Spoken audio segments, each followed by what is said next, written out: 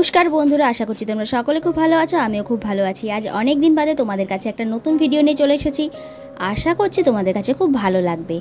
দেখতেই পাচ্ছ বন্ধুরা, তোমরা ভিডিও শুরুতে দেখতেই পেয়েছো একটা নতুন জায়গায় গিয়েছি। কোথায় গিয়েছি, কেন গিয়েছি, সমস্ত কিছু অবশ্যই ভিডিওর মধ্যে বলে দেওয়া আছে।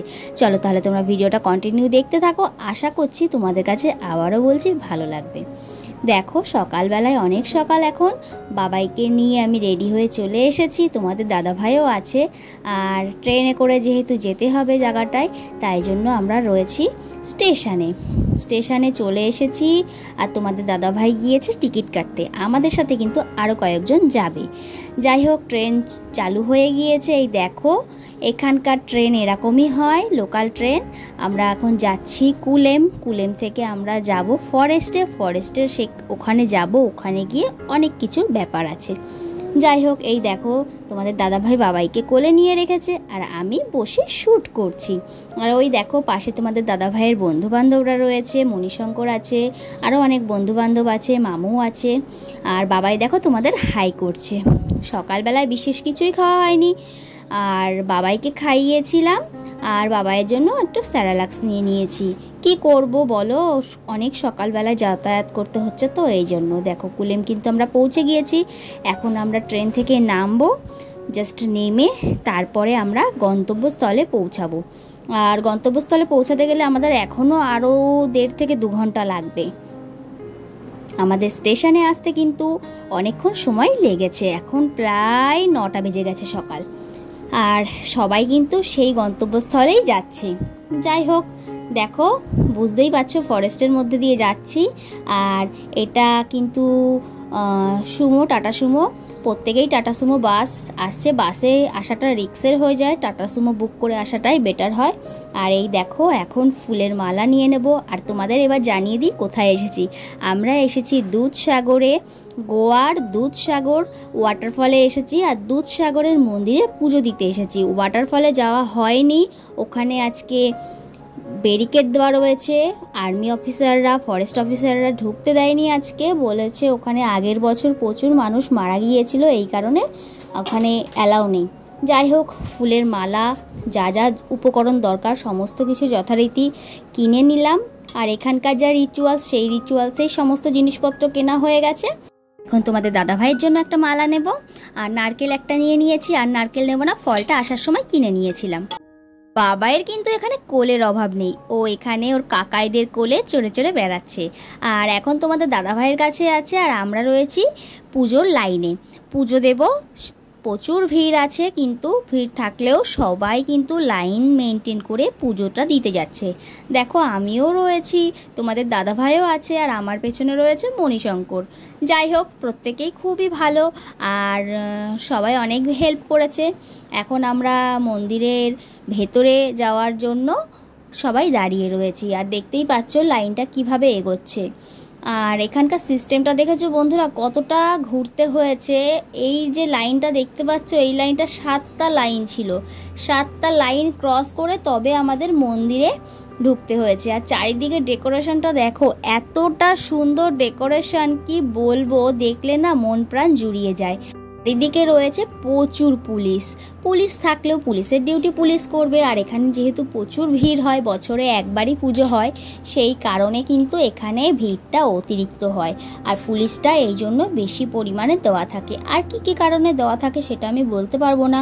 আর যেহেতু এটা জঙ্গলের মধ্যেখানে, সেই কারণে এত সতর্কতা অবলম্বন করে। আর এই দেখো প্রত্যেকে লাইন দিয়েছে। চলো তাহলে পুজোটা দিয়ে নিই, আর তোমরা ভিডিওটা দেখতে থাকো। ভালো লাগলে চ্যানেলটা সাবস্ক্রাইব করো, লাইক করো, আর অনেক অনেক শেয়ার করো।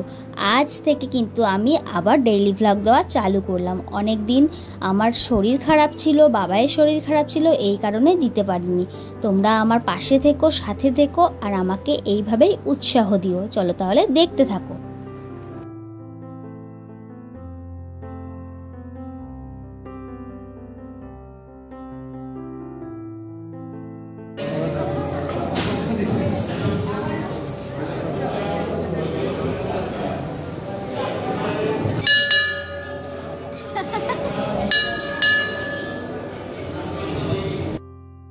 দেখতেই পেলে বাবাই সোনা ঘন্টা বাজালো। এখন আমরা পুজোর লাইনে রয়েছি। আর এই দেখো দুধসাগরের ঠাকুরটাকে দেখতে পেয়েছো তোমরা? দেখতে কিন্তু ঠিক এই রকম। যাই হোক, পুজোটা আমি দিয়ে নিই। এই দেখো আমি এখন পুজো দিতে গিয়েছি। কি বলবো, এত ভিড় বলার মতো না। কখন থেকে দাঁড়িয়ে আছি আমি, তবুও দিতে পারছি না। যাই হোক করে আমি পুজোর সামগ্রী সমস্ত কিছু দিয়ে দিলাম। আর এখন বাবাইয়ের নামে, তোমাদের দাদা ভাইয়ের নামে পুজোটা দিয়ে নেব। পুজো দেওয়া হয়ে গিয়েছে, এবার তোমাদের দাদাভাই পুজো দেবে। দেখো তোমাদের দাদাভাই বাবাইকে কোলে নিয়ে পুজো দিচ্ছে। তোমাদের দাদাভাই আর টিকিট করেনি, আমরা একটা টিকিটই করেছি আর একটা চাঁদাই দিয়েছি।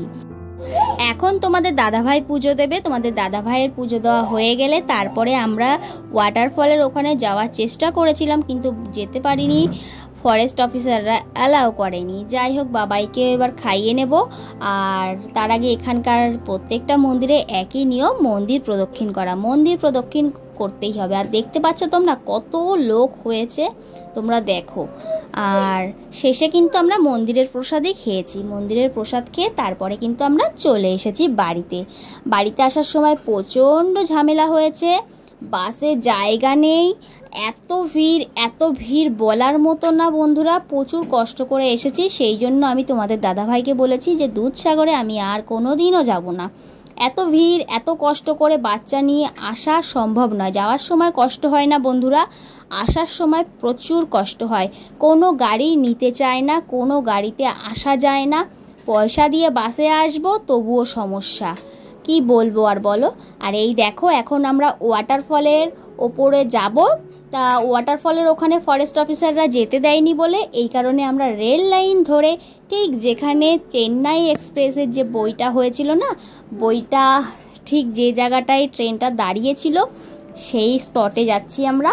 আর এই দেখো গুহার মধ্যে দিয়ে যেতে হয়। এই গুহার মধ্যে দিয়েই কিন্তু ট্রেন, যখন আমরা বাড়িতে যাই বা আসি তখন কিন্তু এই গুহার মধ্যে দিয়ে ট্রেনগুলো যায়।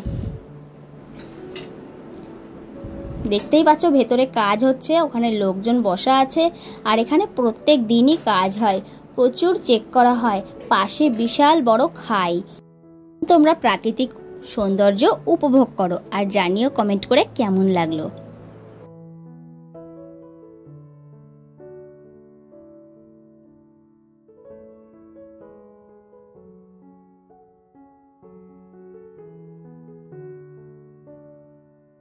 পরিমাণে কষ্ট হয়ে গিয়েছে যে রেল লাইনের ওপরেই বসে পড়েছি। আর তোমরা তো চারপাশের পরিবেশটা দেখতেই পেয়েছো বন্ধুরা। এখন আমরা ফিরবো, ফেরার পালা। আর তোমাদের দাদাভাই বাবাইকে কাঁধে নিয়ে এসেছে, আর ওখানে ভোলাদাও একটু নিয়েছে। সবাই অল্প কিছু নিয়েছে, আর তোমাদের দাদাভাই বেশি নিতে হয়েছে। যাই হোক, এবার আমরা ফিরে মন্দিরে খাওয়া দাওয়া করেছি, তারপরে অনেক কষ্ট করে বাড়ি এসেছি। সেগুলো আর ভিডিও করতে পারিনি বন্ধুরা, এইটুকুই ভিডিও করেছি। আমাদের কাছে প্রাকৃতিক পরিবেশ কেমন লাগলো, আর গোয়ার দুধসাগরের ওয়াটারফল কেমন লাগলো, প্লাস তোমাদের কাছে দুধসাগরের মন্দির কেমন লাগলো, কমেন্ট করে জানাতে কিন্তু ভুলো না। এরই মাঝে রেল লাইনের ওপর থেকে চলে এসেছে মালগাড়ি। বাবাই তো প্রচুর ভয় পেয়েছে, কান্নাকাটি করছে। আর এইভাবেই আমরা রাস্তাটা ক্রস করেছি বন্ধুরা। আর খুবই ক্লান্ত হয়ে গিয়েছি, প্রচুর কষ্ট হয়ে গিয়েছে বন্ধুরা। আর ভিডিও তো আর তুলতে পারিনি, এইটুকুই তুলেছি। তাহলে বন্ধুরা এখনকার মতো সবার কাছ থেকে বিদায় নিচ্ছি। তোমাদের সাথে অন্য একটা নতুন ভিডিওতে দেখা হবে। তোমরা সবাই ভালো থেকো, সুস্থ থেকো।